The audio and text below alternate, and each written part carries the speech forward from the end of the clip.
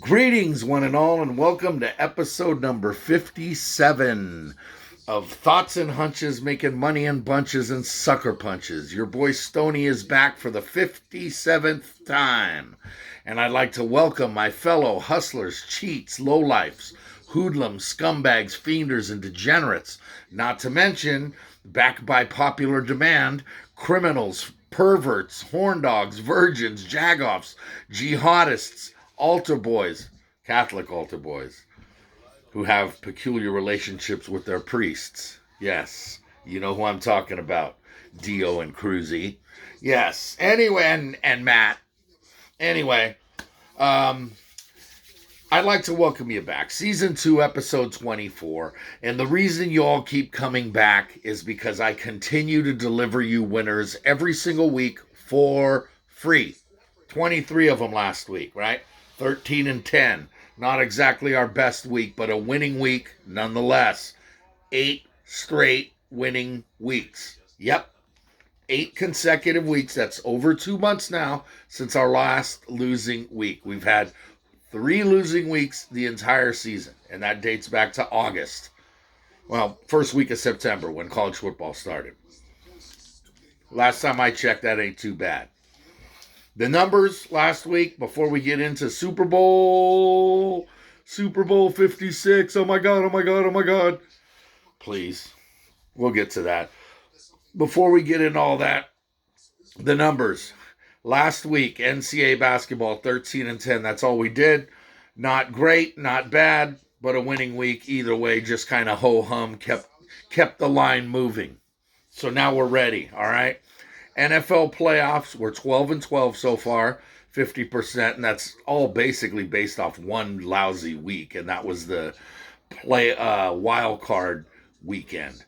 The divisional weekend. We did well in the wild card weekend, but not the divisional. And then we bounced back in the championship round with a 3-1. But anyway, 12 and 12, 50%. NCAA basketball, 119 and 75. That's 61.34% on the season. That's top notch. NFL regular season, forget about it. Just under 64%. 63.98% in the NFL regular season. College bowl games, 62.5%. And NCAA football, 57.8%. That was our low mark. But overall, grand total, 464 wins, 299 losses, and 2 pushes. That's good for 60.81% on the season. That's dollars in your pockets. You're welcome. That's all I can say. You're welcome. So season 2, episode 24 is all about Super Sunday. Before we get there, we've got Spectacular Saturday. For those of you that know me, and know that I used to make my trips to either Reno or Tahoe or Las Vegas for Super Bowl weekend, you know that I get more excited about the day before the Super Bowl. 127 lined college basketball games to wager on tomorrow. Yeah. Incredible. Unbelievable. Now, granted, we're not going to bet them all, right? I got another 23 for you. For some reason, I don't know why. I always kind of seem to land on that number. But anyway, 23 plays for you on what will be tomorrow, Bill Russell's 88th birthday. Bill Russell, the greatest champion in the history of sports. I said it. And you know what else? Oakland, California, born and raised. That's right, the O. Y'all don't know about the O. Bill Russell, enough said. Happy 88th, Bill, tomorrow. Anyway, let's move on. Here we go. On Bill Russell's birthday, we're going to start college basketball at noon Eastern time in the SEC down at Coleman Coliseum in Tuscaloosa, which Bama fans call T-Town. Okay, whatever. 15-9 Alabama comes in, 5.5-point chalk over 19-5 Arkansas. Now, Bama's lost 3 out of 5. Now, they got a couple big wins during that stretch, But Arkansas, on the other hand, has ripped off 9 straight, right? Including beating top-ranked Auburn the other night, right? This looks like Trap City at 5.5, but Arkansas has to be the play here. No matter how many times you slice it and dice it, the Hogs are the play. Take Arkansas plus 5.5. Noon Eastern time, we're going to stay in the ACC and go down to the Plains in Auburn. They're still ranked number 1 until the new rankings come out, where everybody assumes Gonzaga is going to take over the number 1 spot on Monday. But for now, Auburn is still ranked number 1. They're 22-2. They went almost 11 weeks without losing one game, right? Until the other night, right? When Arkansas knocked them off and cost them their number 1 ranking. Their 14-point shock over a 15-9 A&M team that has lost 7 in a row. A&M started looking good. They were ranked. They were playing well. Now they've lost 7 in a row, and they seem to have lost their way and really struggling. But 14's a big number. Don't get me wrong. I have no illusions of A&M winning this game. Auburn wins, and Auburn wins easily. But I'll take the 14, so I'll take A&M plus the 14. Moving on, noon Eastern time, Big 12 action from the Farrell Center. It's the Farrell Center. Waco, Texas. Baylor versus Texas. This has got, this is a good matchup right here. 10th ranked Baylor is 20-4, and they're 5.5-point favorites over 18-6 and 20th ranked Texas. Texas has won 4 out of 5, right? They won their last 2 in impressive fashion over Kansas and Iowa State. Now, can they keep that going? Can Chris Beard keep the momentum rolling for Texas against the defending national champs? Baylor's won 3 out of 5, and those 2 losses during that time were to Kansas and Alabama. Not exactly bad losses. Baylor still is probably the team to beat in the Big 12, along with Kansas. But Baylor right now, I got to like Baylor. I'm going to lay the 5.5, and I'm a shaky 5.5, but I'm going to take them anyway. Texas could keep it close, but Baylor's going to win this game regardless. So if you want to just take Baylor on the money line, that might be a smart play, but I'm laying the 5.5. I'm going to take Baylor because I think they clinch it in the late stretches with fouls and free throws. Noon Eastern time, Washington, D.C. Yep. Big East action, Creighton versus Georgetown. Georgetown right now has just lost its way. They're 4.5-point dogs at home to a 14-8 Creighton team who comes in. They've won 2 out of 3, and they just need to focus a little more. They seem to have let some big leads slip away lately, but now they're playing Georgetown. Georgetown has lost 12 straight. That's a program record. I mean, John Thompson is rolling over in his grave. John Thompson and the program he built there right now, to see his program lose 12 in a row, Georgetown is just, they're really in a bad way. I like the Blue Jays. I'm going to lay the 4.5. Georgetown could keep it close, but I just don't see it. They just have nothing going for them right now. Blue Jays minus 4.5. 1 p.m. Eastern time, Fog Allen Fieldhouse, Lawrence, Kansas. Yep, Kansas, 8th ranked, 19-4. They're 11.5-point favorites at home against 14-10 Oklahoma.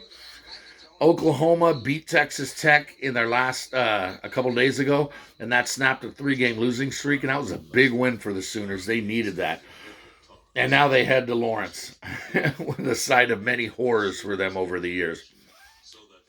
KU has won 3 out of 5. Now, their losses were to Kentucky and Texas during that time, but the bad thing is that they were both blowouts, and they were both blowouts at home, right? They did bounce back the other night and won at home, right? Last week they beat Baylor pretty handily, but Kentucky and Texas beat them up pretty good. Texas just the other day, and Kansas is still 19-4. They may be leaking oil, but they're 19-4. They're ranked 8th, and to me, they're still a Final Four team. So I'm going to take Kansas. I'm going to lay the big number. 11.5 seems like a lot, and it is, but I'm going to lay it anyway. Rock Chalk Jayhawk, lay the 11.5. 1 p.m. Eastern time, back to the Big East. This one's at the Wachovia Center in Stonydelphia, Pennsylvania. Yep, 15th ranked Villanova is 18-6, and they're 9.5-point favorites over Seton Hall. Seton Hall comes in at 15-7. Nova's won 4 out of 5. They're boring and methodical. I use that phrase a lot because I used to remember that the golf analysts used to call Nick Faldo boring and methodical, fairways and greens. Then he'd roll in a 20-foot birdie putt, and before you knew what happened, that boring, methodical golfer shot a 65. So this is kind of what Nova's doing. They're ranked 15th. They're not exactly playing their best ball of the season, but they're winning games, right? They're 18-6, right? They're still the favorite in the Big East, right? Providence and other teams are sneaking up on them, and Seton Hall. The Big East is deep and loaded, but Nova right now is still the class of the Big East, and they're still the team to beat. But 9.5 is a big number against the Hall. The Hall's won 3 in a row after they lost 2, and they bounced back strong. They're playing tough. I'm going to take all 9.5 of those points at Nova. I'll take the Pirates. 2 p.m. Eastern time, ACC action at the Dean Dome in Chapel Hill. North Carolina, 17-7. Comes in as 8.5-point chalk over Florida State. Florida State is 13-10 and have really lost their way. They've lost 5 in a row after winning 6 in a row. After their 6th straight win, they were cruising. They were number 1 in the ACC. They were playing great ball, but now they've lost 5 in a row. And it all started with injuries, and especially to their big men. They're not exactly the deepest team, where in the past their depth has really catapulted Leonard Hamilton's squad towards the top of the ACC. Well, right now they're struggling with their depth, and UNC, on the other hand, is slowly but steadily improving. Y'all know that I don't like Carolina, and I bet against them a lot, and I've won a lot of money by betting against them by saying they're overrated, but right now they're playing good ball. But 8.5 is too big of an ask. Carolina wins, but Florida State covers. Give me the Noles plus 8.5. That one's for you, Shano. 2 p.m. Eastern time, Big Ten action at the Kohl Center in Madtown, Wisconsin. Wisconsin, 19-4, ranked 14th in the nation. They're 8.5-point favorites over 14-9 Rutgers. Rutgers has won 2 straight, and they were extremely impressive. Top 25 wins over Michigan State and Ohio State.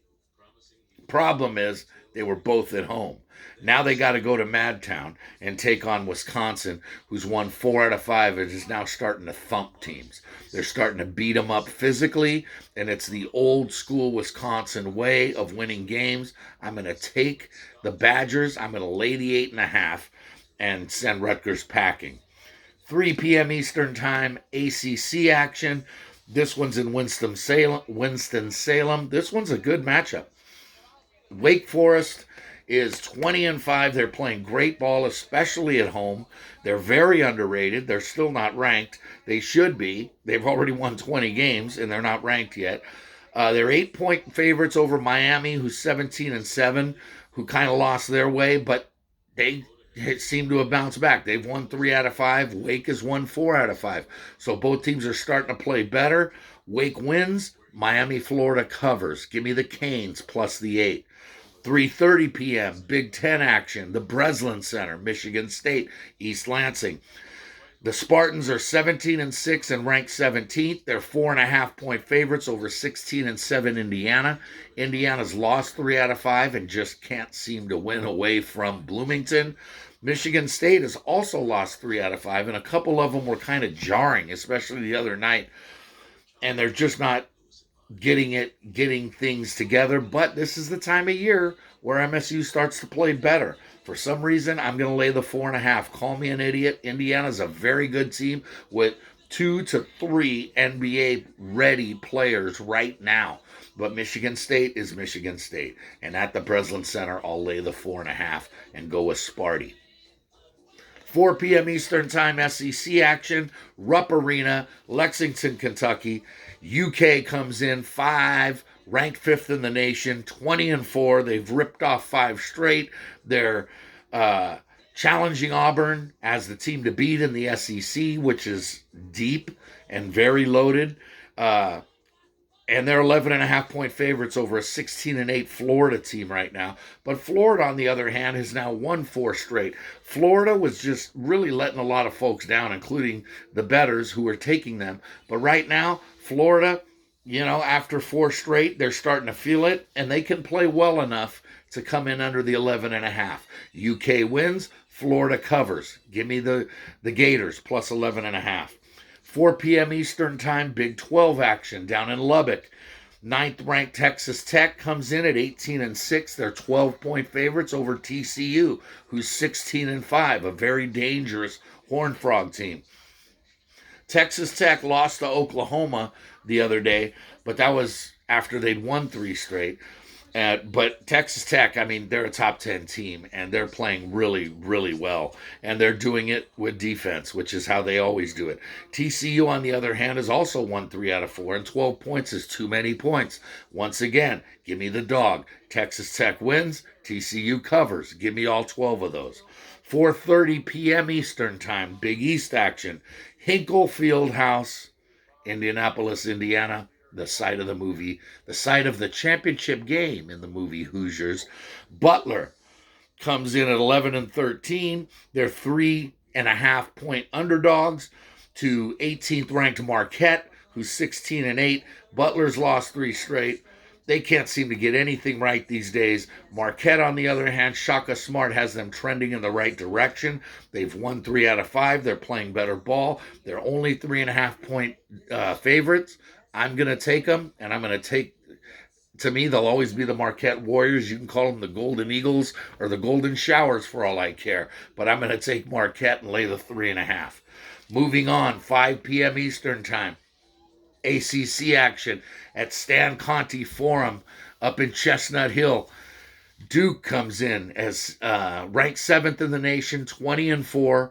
14-point favorites over a hapless 9-13 Boston College squad who's lost 4 out of 5.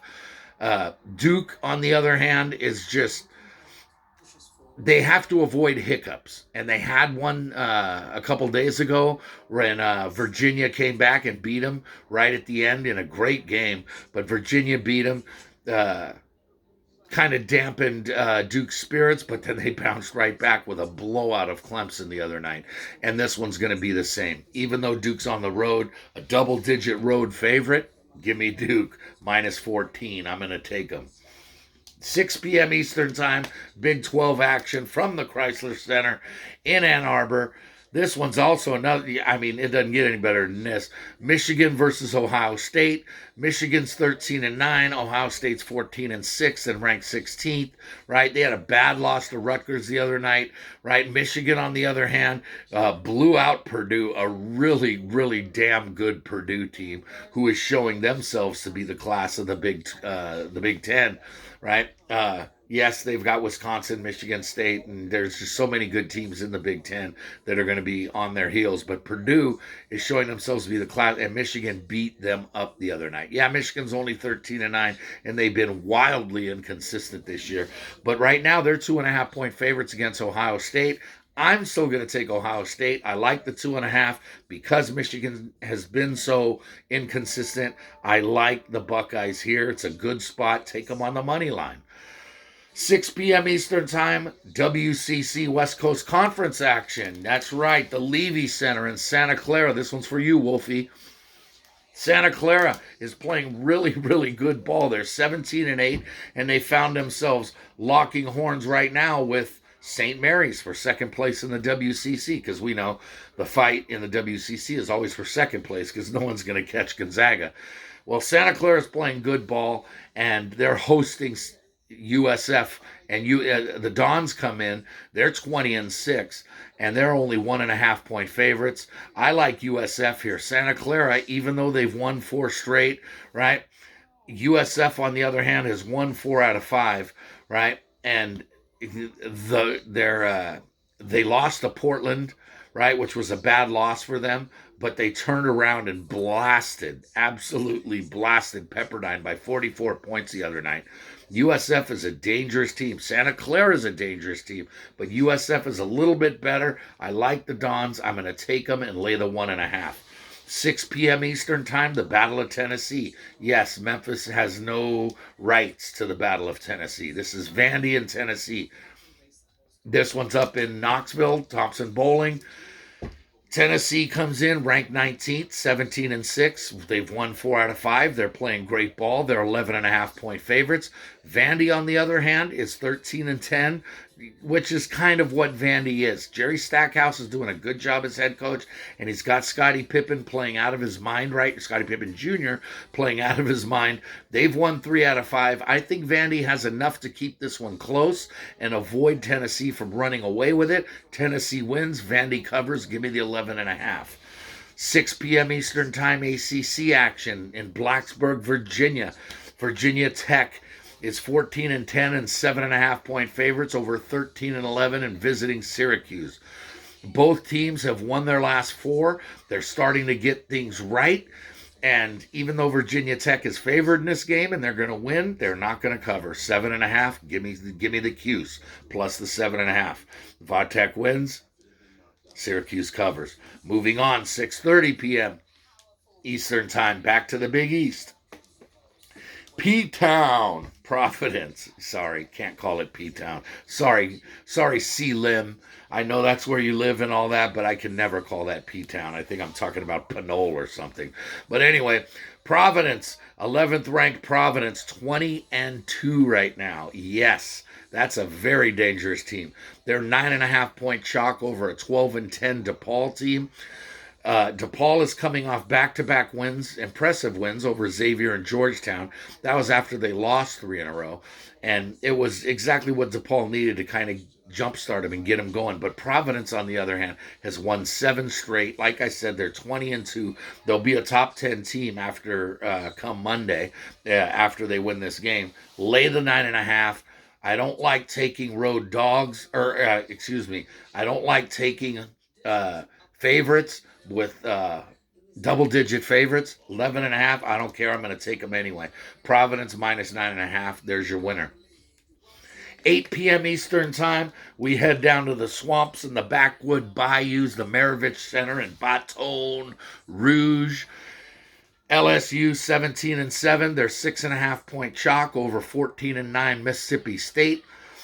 LSU finally got a win over A&M the other night after they lost 3 in a row, but that was their first cover in their last 7. Mississippi State, on the other hand, has lost 4 out of 5. They can't seem to get out of their own way, but 6.5 is too big of a number. LSU probably wins, but I like MSU and Iverson Molinar. Do I like the Tigers? You know the answer. No. Lock of the week, once again. Last 2 weeks I bet against LSU as my lock of the week, and they hit both times. We're going to continue that trend as LSU fails to cover for another lock, this one courtesy of the Bulldogs, Mississippi State. 10 p.m. Eastern Time. Pac-12 action at the Galen Center, the Battle of L.A. This game is taking place 10 miles away from the Super Bowl. No, it's not 10 minutes. I said 10 miles because 10 miles in LA might as well be a 45-minute drive. Shit, you could walk there faster. Anyway, great matchup. 17-4 and 12th ranked UCLA is 1.5-point favorites to take on 20-4 and 21st ranked USC. USC's won 3 out of 5. UCLA's won 3 out of 5. They're both very good teams. They're both tournament bound. They're basically playing for seeding at this point and for pride. It's the Battle of LA. So I like the Bruins. I'm going to lay the 1.5. After they lost, they had a miserable stretch in the desert last week, but they bounced back with a nice win over Stanford the other night, and now they got USC, who's won 4 of the last 5 games against UCLA. Doesn't matter. That streak ends tomorrow. UCLA wins. Lay the 1.5. 10 p.m. Eastern Time, WCC action at the Kennel up in Spokane. 20-5, 22nd ranked St. Mary's comes in to face the number 2, soon to be number 1 Gonzaga Bulldogs. Gonzaga's 20-2. They're 16.5-point favorites. It's a very big number. They've won 13 straight. All 9 of their WCC wins so far won by an average of 30 plus points per game. Let that sink in for a minute. So all you people that have been sleeping on Gonzaga, they are steamrolling teams right now, right? 65 wins in a row at the Kennel, home wins in a row, ridiculous. St. Mary's has been the unfortunate adversary during a lot of those 65 wins. Well, St. Mary's comes in, though, they've won 6 out of 7. They're playing good ball. They're ranked now. Again, I have no illusions of them winning this game. They're not. A lot of times, Mark Few will bury St. Mary's or BYU or whoever seems to be the team that's sneaking up on them in the WCC. No one's going to sneak up on Gonzaga. Gonzaga just buries them all. But 16.5 is too big. I like St. Mary's here. Gonzaga wins. St. Mary's covers. Give me the 16.5.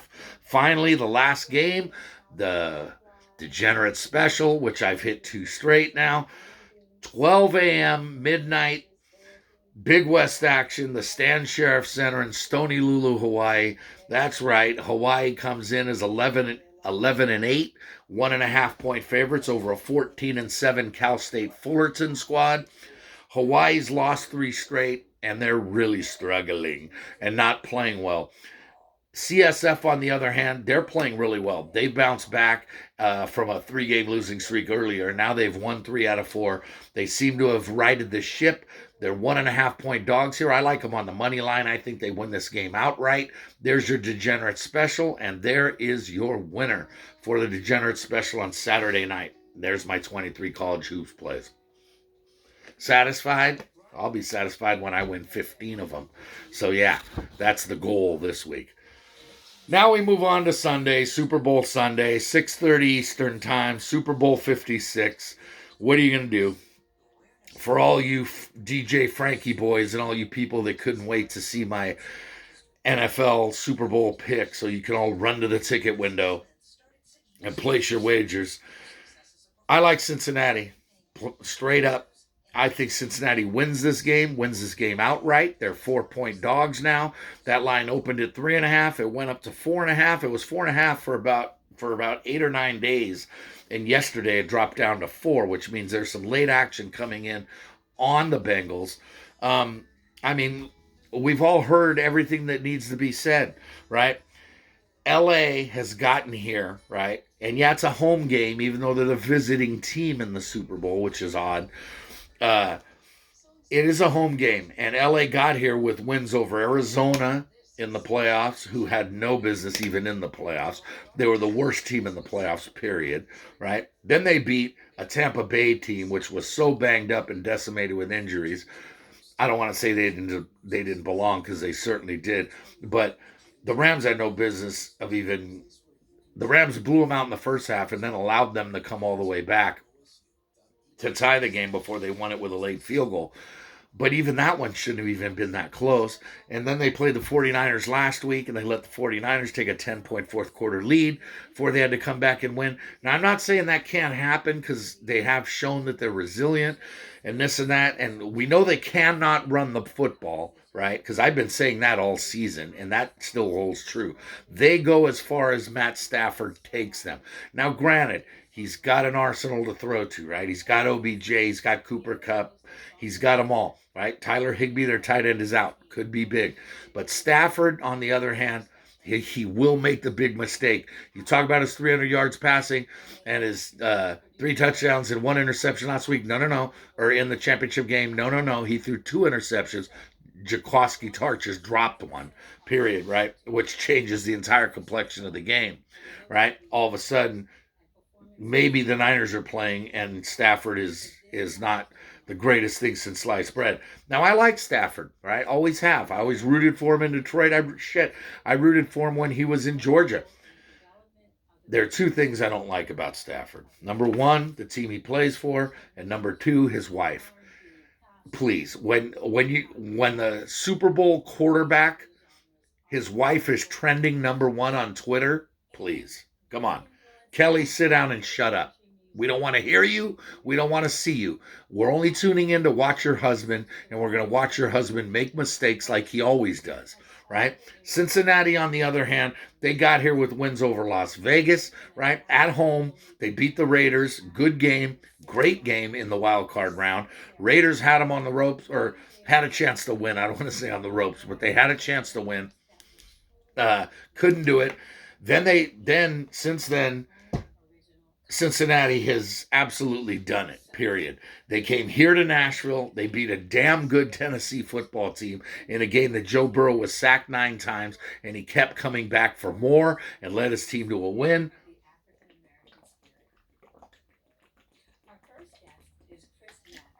Excuse me, thank you, I needed that. And then they followed it up with a trip 2 weeks ago to Kansas City, where they found themselves down 3 touchdowns at Arrowhead to God himself of Pat Mahomes. And what did Joe Silk do? Yeah, Joe Silk. That's what I'm calling him, because he's as smooth as silk. Burrow led them back, got them to a win, got them to the Super Bowl, and he's just going to do it again because he doesn't make mistakes. And when he does, he corrects them immediately, right? Joe Burrow is the man, and my wager has more to do with him than any other player or any other trend or any other thing going on in the Super Bowl. Joe Burrow is the man, and I can't wait to see him smoking a victory cigar, because we know he likes his cigars, and he's going to get after one, and he's going to be smoking it while Donnie O and I are smoking ours and counting money with our tongues. That's right. Joe Burrow leads Cincinnati to a win. The final score is 24-20. I'm taking the Bengals and under 48. So there you go. Oh, wait a minute. You want props? I got some props for you. Because what's the Super Bowl without some props? Now, I don't do that crazy shit about what color the Gatorade is and the coin toss and blah, blah, blah, blah, blah. Now, there is one thing about the coin toss, right? The winner of the coin toss has lost the Super Bowl 31 times out of the 55 that have played, right? The winner of the coin toss is 24-31 in Super Bowls, and they've lost 7 straight. I think that trend continues. So that's the only crazy, stupid prop that I'm going to do. Whoever wins the coin toss loses the game. -105. Those are your odds. Do with it what you'd like. How many times will NBC show Roger Goodell? What during the game, not after the game. This is from kickoff to end of game. The number's 1.5. I'm going to say over. -140. I think they show the commissioner's box, even if it's only twice. That's a winner. Matt Stafford, his first completion, 7.5 yards. I'm taking under. That's even money. And I'm going to take the under because Matt Stafford is not going to come out firing the ball downfield. He's going to come out and he's going to throw underneath. Complete tackle, gain of 4. Winner for Stoney. Cooper Kupp's longest reception of the day, 27.5 yards. I'm taking under at -105. I'd rather do that than the over and pay 115 for it. I don't see him getting downfield. He can catch 25-yard ball, but that's not a winner. It's got to be 28 or more. So I'm taking the under there. Joe Burrow passing yards, 276.5 yards. I'm taking under in this one. And I know you got, you're all over Joe Burrow, and he's the only reason you're betting on. But he doesn't have to throw for 300 yards for the Bengals to win. And I don't think he's going to throw for 300 yards. He's still going to win, but I'm going to take under 276.5 yards at -115. Joe Mixon's rushing total, 62.5 yards, over, +110. The reason I'm taking the over, because the Los Angeles Rams run defense is vastly overrated. Yes, they played well against the 49ers in the championship game, but the 49ers ran all over them twice during the regular season, right? And other teams have run on him and haven't had much trouble running on him. And Joe Mixon is a shifty, big, strong, physical back who's going to get his yards.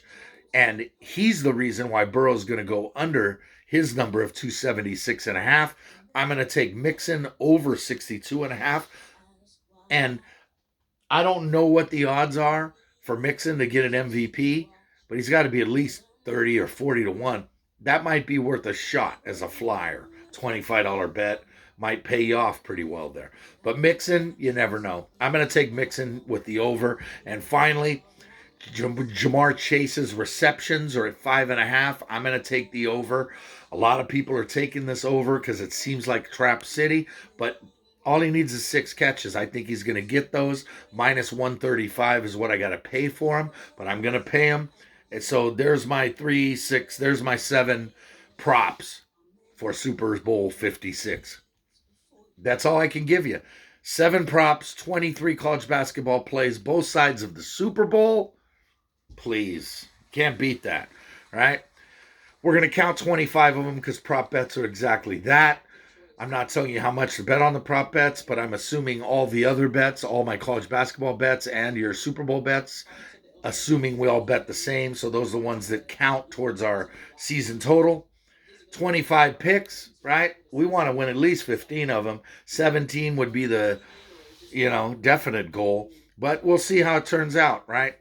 Now, just remember, with this being the last football game until freaking August, right? Until college football comes back. Enjoy it. Fire away. Eat up. Drink up. Go crazy, folks. Go crazy, Jack Buck, sorry. Go crazy. If you want to win big, you got to bet big, period. All right? That's simple. That's easy. Scared money don't make money. Plain and simple. If you don't bet, you can't win. To me, the action is the juice. There's money on the streets that can't be ignored. And finally, good luck to you. Enjoy the Super Bowl. See you next Friday.